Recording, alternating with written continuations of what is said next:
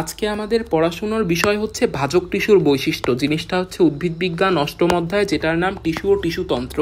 এই টিস্যু ও টিস্যুতন্ত্রের ভেতরে একটা টপিক হচ্ছে ভাজক টিস্যুর বৈশিষ্ট্য। তো আমরা একবার একটু বলে নিই যে ভাজক টিস্যু জিনিসটা কি। মনে করো এই যে এইখানে আমরা একটা কোষ দেখতে পারতেছি, এই কোষটা মনে করো বিভাজিত হয়ে দুইটা কোষে পরিণত হয়। আমি ধরো মাইটোসিস কোষ বিভাজনের কথা বলতেছি। আবার এই কোষটা মনে করো বিভাজিত হয়ে দুইটা কোষে পরিণত হলো। আবার এই কোষটা মনে করো বিভাজিত হয়ে দুইটা কোষে পরিণত হলো। এই কোষটা বিভাজিত হয়ে দুইটা কোষে পরিণত হলো। এইভাবে প্রত্যেকটা কোষ বিভাজিত হয়ে দুইটা কোষে পরিণত হলো। তাহলে এইখানে থাকা মনে করো এই কোষটাকে আমি কি বলতে পারি? এই কোষটাকে আমি বলতে পারি না যে একটা ভাজক কোষ, কারণ এই কোষটা বিভাজিত হচ্ছে। এই কোষটাকেও আমি কি বলতে পারি? যেহেতু এই কোষটা বিভাজিত হচ্ছে তাহলে ও হচ্ছে ভাজক কোষ। এই কোষটা বিভাজিত হচ্ছে তাহলে এই কোষটাও একটা ভাজক কোষ। অর্থাৎ আমরা একটা কথা বলবো যে যে কোষগুলো বিভাজিত হয় সেই কোষগুলোকে বলা হয় ভাজক কোষ। তাহলে ভাজক কোষ নিয়ে যে টিস্যু গঠন হবে সেই টিস্যুকে আমরা কি বলে দিব? ভাজক টিস্যু। এখন আমাদের আলোচনার বিষয় এই ভাজক টিস্যুর বৈশিষ্ট্য।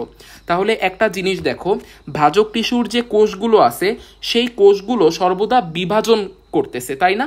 এই দেখো বিভাজন করতেছে। এই কোষটা বিভাজিত হয়ে দুইটা কোষে পরিণত হয়, তারপরে এই কোষটা আবার দুইটা কোষে পরিণত হয়, এই কোষটা দুইটা কোষে পরিণত হয়। অর্থাৎ আমরা একটা কথা বলবো যে ভাজক টিস্যুর যে কোষগুলো আছে এরা হচ্ছে বিভাজন ক্ষমতা সম্পন্ন।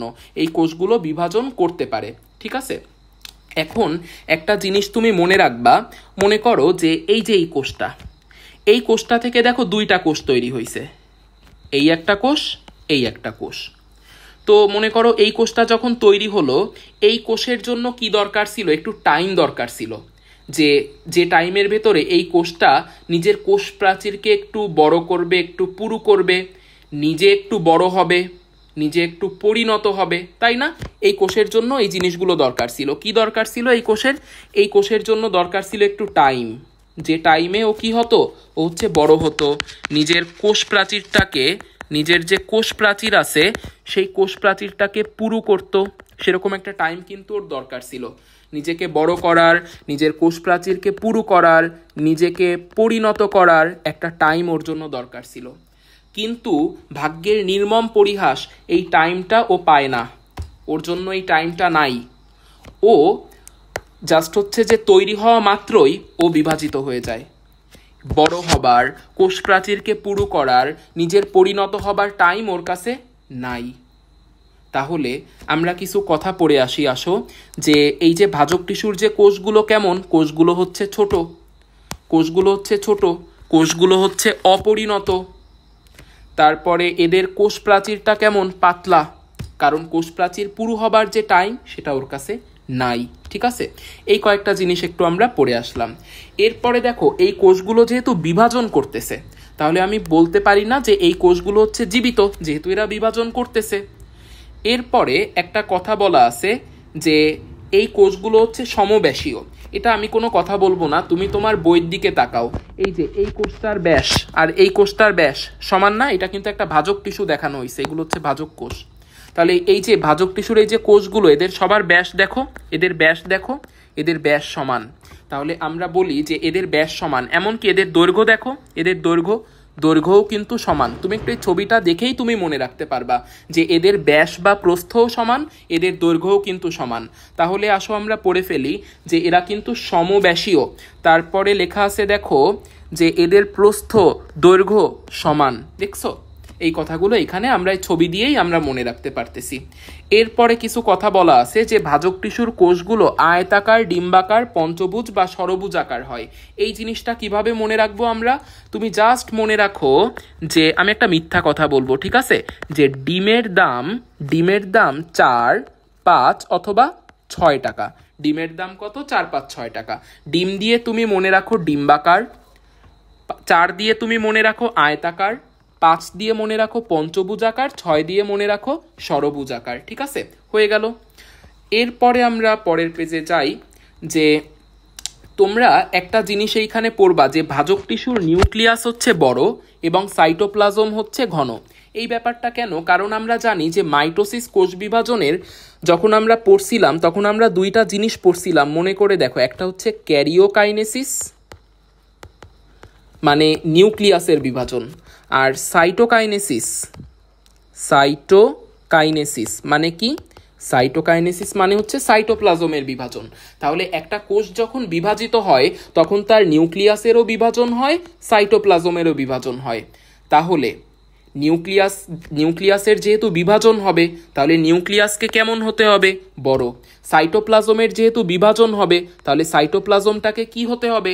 ভাজক কোষের সাইটোপ্লাজমকে হতে হবে ঘন। ঠিক আছে? আচ্ছা, এরপরে একটা জিনিস দেখো যে এইখানে এই যে কোষগুলো, এই কোষগুলো থেকে সর্বদা নতুন নতুন কোষ তৈরি হচ্ছে না, কারণ এই কোষগুলো হচ্ছে ভাজক কোষ।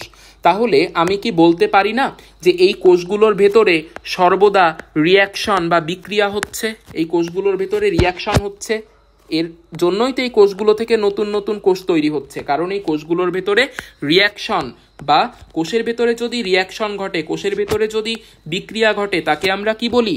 বিপাক। তাহলে আমরা বলতে পারি এই প্রত্যেকটা কোষের ভেতরে হচ্ছে বিপাক ঘটতেছে।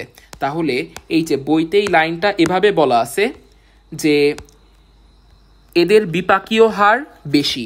এদের বিপাকীয় অবস্থা সক্রিয় নাকি নিষ্ক্রিয়? অবশ্যই সক্রিয়, কারণ এদের তো বিপাক হচ্ছে। যেহেতু এদের বিপাক হচ্ছে, এরা সমস্ত খাদ্য এরা ব্যবহার করে ফেলতেছে। তাহলে এদের কি কোনো সঞ্চিত খাদ্য আছে? নাই। এমনকি দেখো, যেহেতু বিপাকীয় হার এত বেশি, বর্জ্য পদার্থগুলোকেও ওরা ইউটিলাইজ করে ফেলতেছে, ব্যবহার করে ফেলতেছে, খরিত বস্তুকেও ওরা ইউটিলাইজ করে ফেলতেছে বা ব্যবহার করে ফেলতেছে। তাহলে এদের কোনো সঞ্চিত খাদ্য, খরিত বস্তু বা বর্জ্য পদার্থ থাকে না। ঠিক আছে?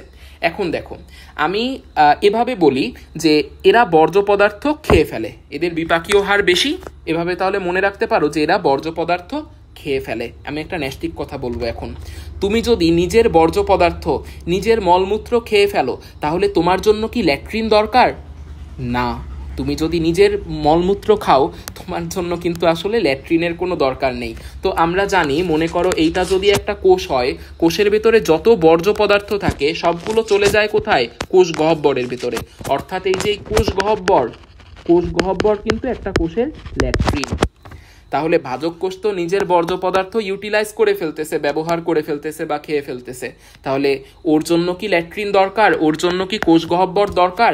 না, ওর জন্য কোনো কোষ গহ্বর দরকার নেই। এরপরে তুমি একটু এই ছবিটা তাকাও তো, এই ছবিটার দিকে তাকাও তো। দেখো তো এই যে এই কোষটা আর এর আশেপাশের কোষের মাঝখানে কোনো ফাঁকা জায়গা আছে কিনা? দেখো তো এই কোষগুলোর মাঝখানে কোনো ফাঁকা জায়গা আছে? নাই কিন্তু। এই কোষগুলোর মাঝখানে কিন্তু কোনো ফাঁকা জায়গা নাই। তাহলে আমরা বলি যে এদের মধ্যে কোনো আন্তঃকোষীয় ফাঁক থাকে না। ঠিক আছে? এদের মধ্যে কোনো আন্তঃকোষীয় ফাঁক থাকে না। 7 নাম্বার পয়েন্ট। এরপরে দেখো এই যে এদের ক্ষেত্রে কি প্লাস্টিড থাকবে নাকি প্রোপ্লাস্টিড থাকবে? দেখো আমি একটা কথা বলি, ধরো প্লাস্টিড যে জিনিসটা থেকে তৈরি হবে, মনে করো এই জিনিসটা থেকে প্লাস্টিড তৈরি হবে, তাহলে এই জিনিসটা কি প্লাস্টিডের আগের অবস্থা? তাহলে এই জিনিসটাকে আমরা বলতে পারি প্রো, মানে আগে, প্লাস্টিডের আগের অবস্থা। তাহলে এই জিনিসটার নাম হচ্ছে প্রোপ্লাস্টিড। অর্থাৎ প্রোপ্লাস্টিড থেকে প্লাস্টিড তৈরি হয়। তাহলে একটা জিনিস দেখো, ভাজক কোষের কাছে কি টাইম আছে? টাইম তো নাই। প্রোপ্লাস্টিড যে প্লাস্টিডে পরিণত হবে সেই টাইম কি ভাজক কোষের কাছে আছে?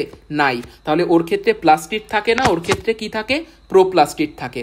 এবং ভাজক টিস্যুর কোষগুলো এইখানে একটু দেখো তো, আমি ছবিটা কিভাবে আঁকছি। একটা কোষ থেকে দুইটা কোষ থেকে 4টা কোষ তৈরি হচ্ছে। তাহলে এটা কোন কোষ বিভাজনের কথা বলতেছি? Yes, you are correct. I am talking about mitosis. অর্থাৎ ভাজক টিস্যুর কোষগুলো মাইটোসিস প্রক্রিয়ায় বিভাজিত হয়।